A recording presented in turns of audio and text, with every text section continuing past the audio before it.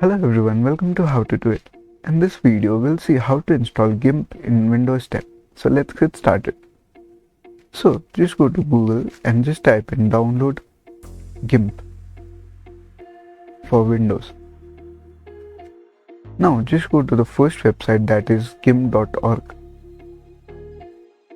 Now just scroll down a bit and here you can see that there are two methods available, one through a BitTorrent and one directly.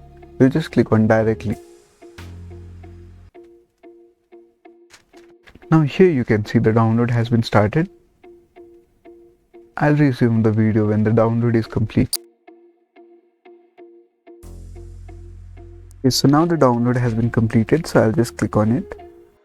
I'll click on install for all users and I'll just click on yes. I'll click on OK. Now here I'll click on install.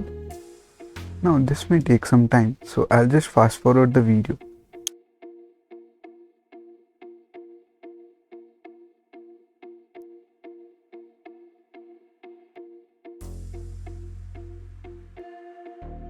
Okay, so now the installation has been complete, so I'll just click on finish.